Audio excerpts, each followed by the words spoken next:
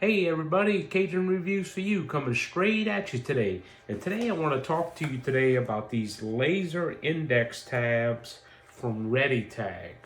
As some of you may know, I am a commercial fire alarm technician and I recently tested NICET level 4 for fire alarm systems. I did pass that test this past week, so I'm pretty excited about that.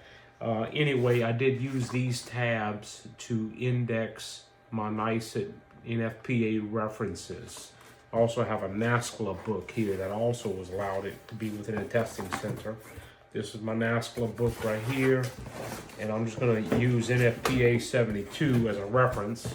This box right here is my customized school bag to bring my books into the Pearson View Testing Center lobby only. The box was not allowed in the testing center laboratory, only the allowed references, that being for NICET 4, as of recently, what's allowed is NFPA 72 2022 version, the NASCLA Contractor's Guide to Business Law and Project Management Basic 13th edition.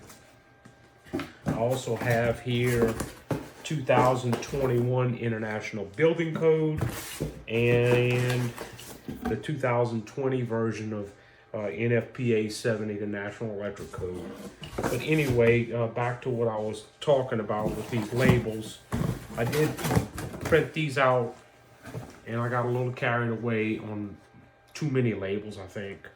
But anyway, I made important sections that were talked about in the National Training Center class that I took online that was sponsored by my employer.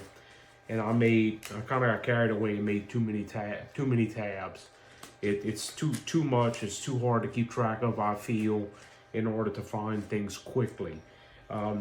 However, on these tabs, it says to print this on a laser printer. We tried 20 pages of that on a laser printer that we have had access to.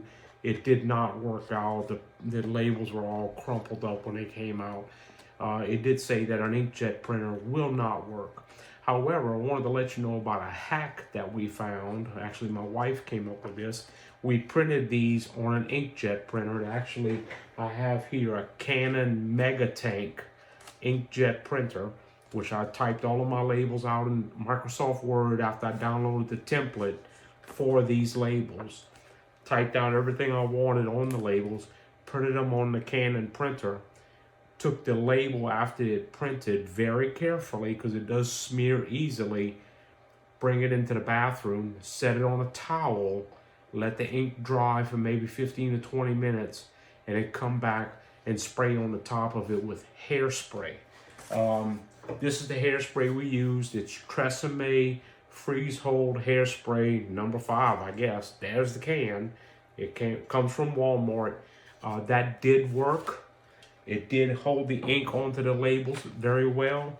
These are the labels. You can see I done ran these through the mill, brought these to the testing class, flipped through them 1,000 times. The ink is still on them. So just a good hack for that. To help that ink to stick to the label. These labels are permanent. Once you stick them to the page, in order to remove them, you either got to cut them or you're going to tear the page trying to remove them. The labels are of quality material. This was easy to use.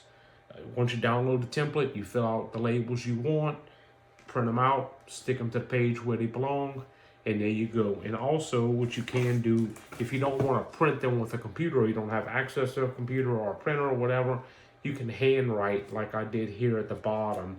I used just a regular Sharpie marker to handwrite on them and stick some pages that were notable that I needed to keep track of and find easy access to quickly. So anyway, I just wanted to let y'all know about these. These things are great.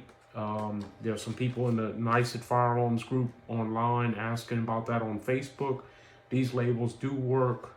If you follow the procedure, download the template, fill in the form, use some hairspray. As you can tell, I don't have much use for hairspray.